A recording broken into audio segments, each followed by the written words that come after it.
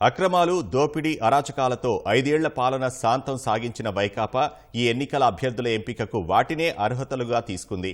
Assembly, parliament స్థానాలకు ప్రకటించిన అభ్యర్థుల్లో అధికులపై ఎన్నో ఆరోపణలున్నాయి. అందులో దాదాపు 50 మందివైతే తీవ్ర అరాచకాలు. సీమ నుంచి ఉత్తరాంధ్ర వరకు ఇలాంటి వారే ఎక్కువగా ఉన్నారు.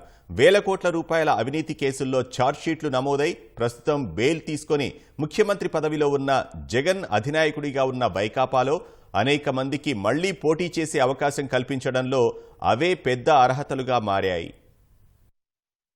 కేంద్ర ఎన్నికల సంఘం ప్రధాన ఎన్నికల అధికారి శనివారం ఎన్నికల షెడ్యూల్ ప్రకటిస్తూ 4 సవాళ్లను ఉటంకించారు. కండబలం, ధనబలం ఈ ఎన్నికల్లో ప్రధాన సవాళ్లని, వాటిని ఎదుర్కొంటూ సక్రమంగా ఎన్నికలు నిర్వహించాల్సిన బృహత్తర బాధ్యత ఉందని ప్రస్తావించారు. దురదృష్టవశాత్తు అధికార వైకాపా అలాంటి అరాచక శక్తులనే మళ్లీ ఈ ఎన్నికల్లో నిలిపింది. రాష్ట్రంలో 175 శాసనసభ, 24 లోక్సభ స్థానాలకు అభ్యర్థులను ఆ పార్టీ శనివారం ప్రకటించింది. 175 మంది అభ్యర్థుల్లో అత్యధికులు తీవ్ర ఆరోపణలు ఎదుర్కొంటున్న వారే. అందులో అడ్డగోలుగా దోపిడీ చేస్తూ అరాచక శక్తులుగా విశ్వరూపం దాల్చిన వారు దాదాపు 50 మంది ఉన్నారు. భూదందాలు, ఇసుక, మైనింగ్ దోపిడీ, రౌడీయిజంతో ఇప్పటికే ప్రజలను ముప్పతిప్పలు పెట్టి 3 చెరువుల నీరు తాగించారు. ఈ అక్రమ యోధులకే మళ్లీ అభ్యర్థిత్వాలు కట్టబెట్టడం శోచనీయం. వీరిలో కొందరు అవే నియోజకవర్గాల నుంచి మరోసారి పోటీ చేస్తుంటే, మరికొందరు కొత్త స్థానాలకు మారి ఏదోలా గెలవడానికి సామ, దాన, భేద దండోపాయాలకు సిద్ధపడుతున్నారు.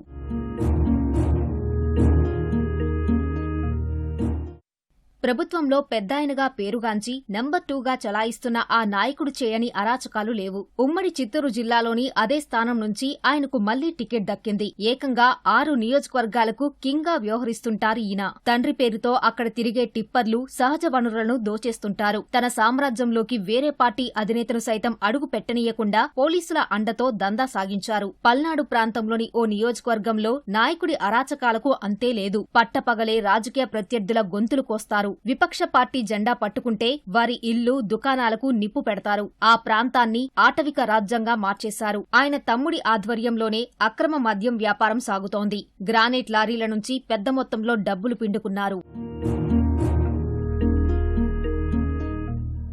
ఉమ్మడి అనంతపురం జిల్లాలో సొంతిల్లు కూడా లేకుండా ఎమ్మెల్యేగా గెలిచి ఇప్పుడు 100 కోట్ల సామ్రాజ్యాన్ని నిర్మించిన ఆ ఘనుడికి మళ్లీ వైకాపా అభ్యర్థిత్వం దక్కింది. కిందటి ఎన్నికల్లో బీద కబుర్లు చెప్పారు. రియల్ ఎస్టేట్ వ్యాపారులను గడగడలాడించారు. పేదలకు ఇచ్చిన స్థలాలు లాక్కోవడం, ఎర్రమట్టి దందా సాగించడం, ఆఖరికి పరిశ్రమ ఏర్పాటుకు సిద్ధమైన వారి నుంచి కోట్ల రూపాయల కమిషన్లు కావాలంటూ బెదిరించి వారిని తరిమేసిన చరిత్ర ఈయనది. ఉమ్మడి తూర్పుగోదావరి జిల్లాలో బియ్యం డాన్గా పేరుమోసిన నాయకుడు మళ్లీ అదే స్థానం నుంచి పోటీకి సిద్ధపడుతున్నారు. కోవిడ్ సమయంలో ప్రజలు చావు బతుకుల మధ్య అల్లాడుతుంటే ప్రైవేట్ ఆసుపత్రులు వసూలు చేసిన ఫీజుల్లో వాటాలు తీసుకున్న గనుడీన. ఉమ్మడి జిల్లా మెట్ట ప్రాంతంలోని 100 ఎకరాల్లో గ్రావెల్ను తరలించి సొమ్ము చేసుకున్నారు.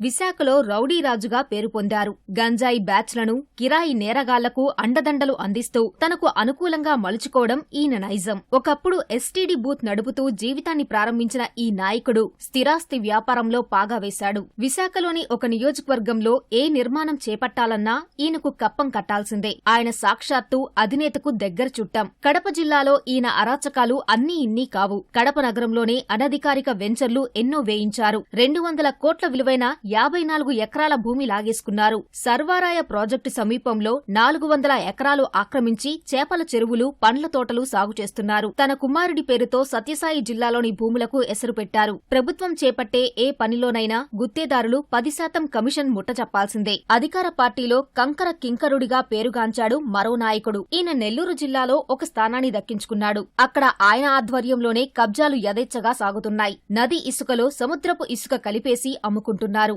జాతీయ రహదారికి పక్కనే గిరిజనులకు ప్రభుత్వం ఇచ్చిన భూముల్లో 25 ఎకరాల వరకు ఆక్రమించేశారు.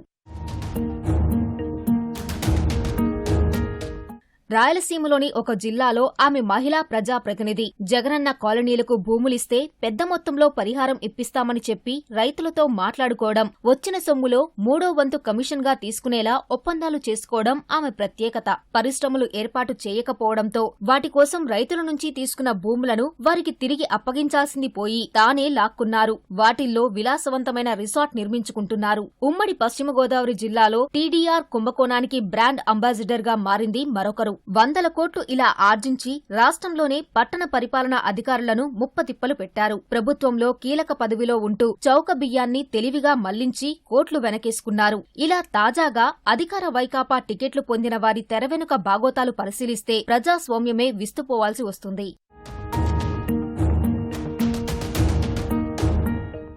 ఇక నేర చరిత్ర ఉన్నవాళ్లు సీబీఐ, ఈడీ కేసుల్లో నిందితులు వైకాపా అభ్యర్థులే. హత్య కేసులు ఉన్నవారు ఎర్రచందనం స్మగ్లర్లకు అవకాశాలిచ్చారు. పులివెందుల అసెంబ్లీ అభ్యర్థి సీఎం జగన్ పై 11 సీబీఐ కేసులు, 9 ఈడీ కేసులున్నాయి. వీటన్నిటిలోనూ ఆయనే ప్రథమ ముద్దాయి. ప్రస్తుతం బెయిల్పై ఉన్నారు. చిత్తూరు అసెంబ్లీ అభ్యర్థి విజయానందరెడ్డిపై ఎర్రచందనం రవాణాకు సంబంధించి పలు స్టేషన్లలో గతంలో కేసులు నమోదయ్యాయి. 2014లో ఆయనపై పీడీ యాక్ట్ అమలు చేసి రాజమహేంద్రవరం జైలుకు పంపారు. అనంతపురం జిల్లా తాడిపత్రి అభ్యర్థి కేతిరెడ్డి పెద్దారెడ్డి, సత్యసాయి జిల్లా ధర్మవరం అభ్యర్థి కేతిరెడ్డి వెంకట్రామిరెడ్డి, రాప్తాడు అభ్యర్థి తోపుదుర్తి ప్రకాష్ రెడ్డిపై గతంలో హత్యాయత్నం కేసులు నమోదయ్యాయి.